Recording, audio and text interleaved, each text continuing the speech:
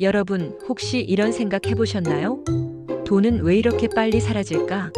월급은 스쳐 지나갈 뿐이고 통장은 늘 비어있는 것 같은 기분. 아, 정말 답답하죠? 하지만 걱정 마세요.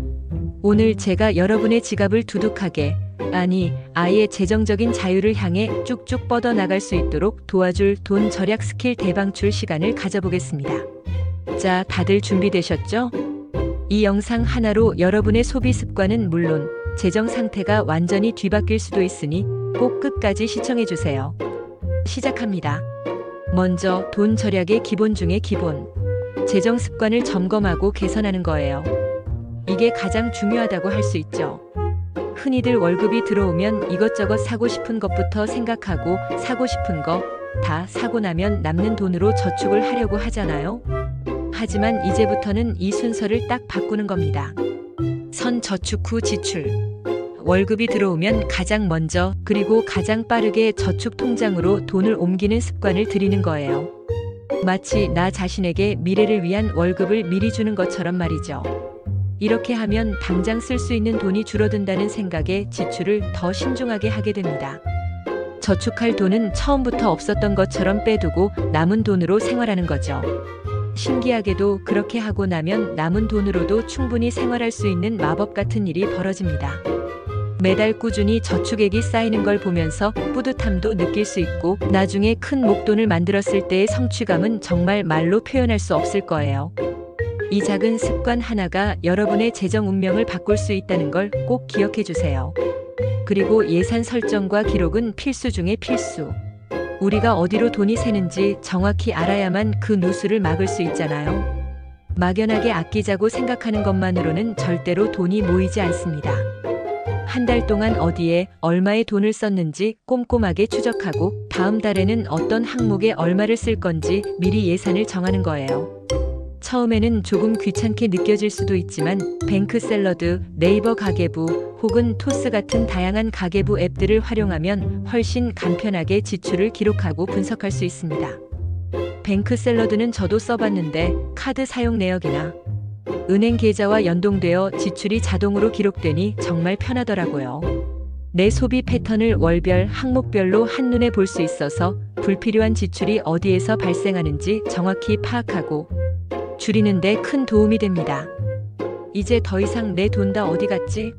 하면서 한숨 쉬지 마세요. 가계부 앱으로 스마트하게 관리해서 새어나가는 돈을 꽉 붙잡자고요. 이 과정은 마치 다이어트 할 때 식단 기록하는 것과 같아요. 내가 뭘 얼마나 먹었는지 알아야 살을 뺄 수 있듯이 내가 뭘 얼마나 썼는지 알아야 돈을 모을 수 있죠. 처음 한두 달만 꾸준히 해보세요. 분명 놀라운 변화를 경험하게 될 겁니다. 다음은 고정 지출을 줄이는 겁니다. 매달 고정적으로 나가는 지출만 줄여도 숨통이 확 트이고 매월 예산에 여유가 생기는 걸 체감할 수 있을 거예요. 예를 들어 주거비. 고정 지출 중 가장 큰 비중을 차지하죠. 만약 독립이 꼭 필요하지 않다면 부모님과 함께 사는 것이 가장 큰 절약이 될 수 있습니다. 이것만큼 확실한 방법이 없어요. 하지만 독립이 필요하다면 정부에서 지원해주는 청년 전세 자금 대출이나 신혼부부 전세 대출 혹은 행복주택이나 청년주택 같은 공공임대주택 제도를 적극적으로 알아보는 것도 좋은 방법이에요. 생각보다 다양한 지원 제도가 있고 조건을 잘 따져보면 시세보다 훨씬 저렴하게 주거 문제를 해결할 수 있습니다. 꼭 정부24나 마이홈 포털 같은 곳에서 정보를 찾아보세요. 그리고 정수기 렌탈 비용도 무시할 수 없죠? 매달 나가는 렌탈비, 필터 교체비. 이 비용들을 아끼고 싶다면 수돗물을 끓여 마시거나 아니면 수질 검사를 한번 받아본 후에 필터형 정수기나 브리타 정수기 같은 간편한 필터를 사용하는 것도 좋은 대안이 될 수 있습니다. 우리 집 수돗물 생각보다 깨끗할 수도 있고 요즘은 수돗물 수질이 많이 개선되어서 음용에도 괜찮은 지역도 많습니다. 환경 보호에도 기여할 수 있으니 일석이조죠. 통신비도 빼놓을 수 없죠. 혹시 아직도 비싼 통신비 내고 계신가요? 알뜰폰으로 바꾸는 것만으로도 통신비를 절반 이상, 심지어 3분의 1까지 아낄 수 있습니다. 저도 알뜰폰으로 바꾼 지 꽤 됐는데 통화 품질이나 데이터 사용에 전혀 불편함 없이 잘 쓰고 있어요. 왜 진작 바꾸지 않았을까 후회할 정도입니다. 아니면 지금 쓰고 있는 요금제 중에 나에게 필요 없는 옵션이나 과도한 데이터 용량이 있다면 과감하게 해지하거나 더 낮은 요금제로 변경하세요. 내 스마트폰 사용 패턴을 정확히 파악해서 나에게 딱 맞는 요금제를 선택하는 게 중요합니다. 보험료도 마찬가지예요. 혹시 불필요한 보험을 여러 개 들고 있거나 과도한 보장으로 보험료를 많이 내고 있진 않은지 점검해 보세요. 비슷한 보장의 보험이 중복되어 있을 수도 있습니다. 불필요한 특약은 해지하고 정말 나에게 필요한 보장만 최소한으로 유지하는 게 좋습니다. 보험 설계사와 상담해서 리모델링하는 것도 좋은 방법이에요. 한 번만 시간을 투자하면 매달 나가는 고정 지출을 크게 줄일 수 있습니다. 이제 많은 분들이 가장 크게 체감하실 식비 절약 팁입니다. 외식과 배달 음식의 유혹, 정말 참기 힘들고 달콤하죠? 하지만 이제부터는 집밥의 매력에 푹 빠져봅시다. 외식이나 배달 음식은 한 끼에 10,000원이 훌쩍 넘어가지만 집에서 직접 요리하면 훨씬 저렴한 비용으로 든든하고 맛있는 식사를 할 수 있습니다.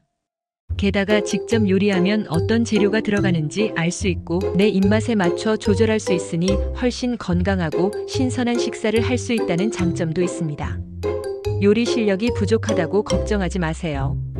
유튜브에 간단한 요리 레시피 영상이나 자취생 요리 팁 영상이 넘쳐납니다. 저도 유튜브 보면서 파스타, 김치찌개 등 다양한 요리를 배우고 있어요. 처음에는 서툴러도 몇 번 하다 보면 금방 늘 겁니다. 장 보기 전에 계획을 세우는 것도 중요해요. 마트에 가면 괜히 이것저것 사고 싶어지고 필요 없는 물건도 충동적으로 구매하게 되잖아요. 이제부터는 냉장고와 식료품 저장고를 먼저 확인하고 이번 주에 어떤 요리를 할 건지 미리 정한 다음 필요한 물품 목록을 작성해서 가는 겁니다. 그리고 목록에 있는 것만 딱 구매하세요. 충동 구매는 돈 절약의 가장 큰 적입니다. 한 번 더 생각하고 정말 필요한지 고민하는 습관을 들이세요. 그리고 꿀팁 하나 더. 유통기한 임박 상품이나 B급 상품을 노려보세요. 떠리몰, 인방몰, 이유몰 같은 온라인 플랫폼이나 동네 마트에서도 품질에는 이상이 없지만 유통기한이 임박했거나 모양이 조금 안 예쁘다는 이유로 저렴하게 판매하는 상품들이 많습니다. 이런 상품들을 잘 활용하면 식비를 크게 절약할 수 있습니다. 신선함이나 맛에는 전혀 지장이 없으니 똑똑한 소비자가 되는 거죠. 냉장고 파먹기도 잊지 마세요. 냉장고에 있는 재료를 먼저 소진해서 음식물 쓰레기도 줄이고 식비도 아끼는 현명한 방법입니다. 냉장고 속 재료들로 만들 수 있는 요리를 검색해 보는 것도 좋은 방법이에요. 혹시 집에서 작은 텃밭을 가꿀 수 있는 환경이라면 상추, 깻잎 같은 쌈 채소나 허브류를 직접 키워 먹는 것도 정말 좋은 절약 방법이 될 수 있어요. 신선함은 물론 기르는 재미까지 느낄 수 있죠. 쇼핑과 여가 활동에서도 얼마든지 절약할 수 있습니다. 안 쓰는 물건은 과감하게 중고로 판매하고 필요한 물건은 중고로 구매하는 습관을 들여보세요. 당근마켓이나 중고나라, 번개장터 같은 중고거래 플랫폼을 활용하면 쉽게 거래할 수 있습니다. 새 제품을 사는 것보다 훨씬 저렴하게 득템할 수 있을 뿐만 아니라 자원 낭비도 줄일 수 있는 착한 소비가 됩니다. 그리고 쇼핑 전에는 반드시 할인 행사 정보를 확인하고 카드 할인이나 앱 쿠폰 등을 적극적으로 활용하세요. 다양한 쇼핑 앱이나 웹사이트에서 최저가를 비교해보는 것도 필수입니다. 쿠차, 쇼핑 스캐너, 다나와 같은 가격 비교 앱을 이용하면 한눈에 가격 비교가 가능해서 똑똑한 소비를 할 수 있어요. 똑같은 물건인데도 판매처마다 가격이 천차만별인 경우가 많으니까요. 사용하지 않는 기프티콘도 중고로 팔 수 있다는 사실 아세요? 기프티콘 팔기 앱이나 사이트를 이용하면 안 쓰는 기프티콘을 현금화할 수 있습니다. 정말 깨알 같은 절약 팁이죠? 여가 활동도 돈을 꼭 많이 써야 하는 건 아니에요. 오히려 무료이거나 저렴한 여가 활동이 더 큰 만족감을 줄 때도 많습니다. 도서관에서 최신 베스트셀러나 원하는 책을 무료로 빌려보거나 가까운 공원이나 강변을 산책하며 자연을 즐기는 것도 좋은 여가 활동이 될 수 있습니다. 자전거를 타거나 등산을 하는 것도 좋고요. 우리 주변에는 무료로 즐길 수 있는 문화생활이나 공공시설이 생각보다 많습니다. 찾아보면 의외의 재미를 발견할 수도 있을 거예요. 예를 들어 지자체에서 운영하는 무료 강좌나 문화 행사들도 많으니 지역 커뮤니티 센터나 구청 홈페이지를 확인해 보는 것도 좋습니다. 에너지 절약도 빼놓을 수 없는 절약 스킬입니다. 우리가 매달 내는 전기세, 수도세, 가스비도 잘만 관리하면 크게 줄일 수 있습니다. 사용하지 않는 전자제품은 플러그를 뽑거나 멀티탭에 전원을 끄는 습관을 들이세요. 대기 전력만으로도 생각보다 많은 전기가 낭비됩니다. 오래된 백열등 대신 에너지 효율이 높은 LED 조명으로 교체하고 가전제품 구매 시에는 에너지 소비 효율 등급이 높은 제품을 선택하는 것이 장기적으로 큰 절약으로 이어집니다. 겨울철에는 내복을 입거나 양말을 신어서 체감 온도를 높이고 실내 온도를 너무 높게 설정하지 않고 적정하게 유지하는 것이 중요합니다. 창문에 뽁뽁이를 붙이거나 두꺼운 커튼을 치는 등 단열을 강화하는 것도 난방비를 절약할 수 있는 효과적인 방법입니다. 샤워 시간을 줄이거나 설거지할 때 물을 계속 틀어놓지 않는 등 수도 절약에도 신경 써주세요. 절수형 샤워기 헤드나 변기 부품을 설치하는 것도 좋은 방법입니다. 이 작은 습관들이 모여 매달 나가는 공과금을 크게 줄여줄 겁니다. 교통비 절약도 중요하죠. 매일 차를 끌고 다니면 기름값, 주차비, 보험료 등 생각보다 많은 돈이 지출됩니다. 자가용 대신 대중교통을 이용하는 건 기본이고 버스나 지하철 정기권을 구매하거나 알뜰교통카드를 사용하는 것도 좋은 절약 방법입니다. 가까운 거리는 자전거를 타거나 걸어 다니는 습관을 들이는 것도 좋습니다. 건강도 챙기고 환경도 보호하면서 돈까지 아낄 수 있는 일석삼조의 방법이에요. 혹시 차를 이용해야 한다면 오피넷 앱을 이용해서 현재 위치에서 가장 저렴한 주유소를 찾는 센스. 기름값도 지역마다 주유소마다 천차만별이잖아요. 출발 전에 미리 확인해서 저렴한 곳에서 주유하는 습관을 들이세요. 마지막으로 기타 팁 몇 가지 더 알려드릴게요. 우리는 생각보다 많은 정부 지원금을 놓치고 있을 수 있습니다.